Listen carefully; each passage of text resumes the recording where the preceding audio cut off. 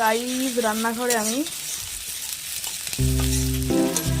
ছুটি পড়ে গেছে, এখন একটুখানি রিল্যাক্সে আছি, চাপ কম। তো বাড়িতে আসছি, তো কেন রান্না করব না, তো একটু রান্নাটা করি।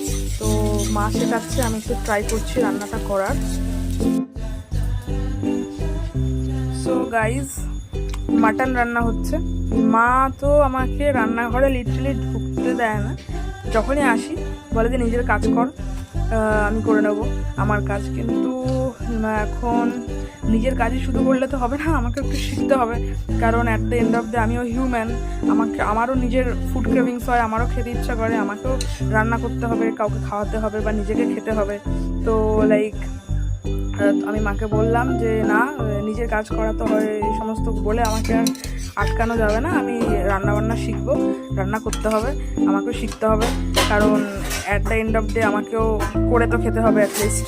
তো সেই জন্য রান্নাঘরে এসেছি, একটু শেখার চেষ্টা করছি। তো এটা মাটন হচ্ছে, তো এটা। সো গাইজ মাংস অলমোস্ট রেডি, এই মাংস কষানো প্রায় হয়ে গেছে। মাটনটা এরকম দেখতে লাগছে, বেশ টেস্টি টেস্টি লাগছে দেখতে। এবার এর মধ্যে জলটা দিয়ে ফুটিয়ে, জলটা একটু ফুটিয়ে নিয়ে নামিয়ে নিলেই হয়ে যাবে। তো অলমোস্ট রেডি। তো এই যে কষা মাংস অলমোস্ট রেডি আমাদের।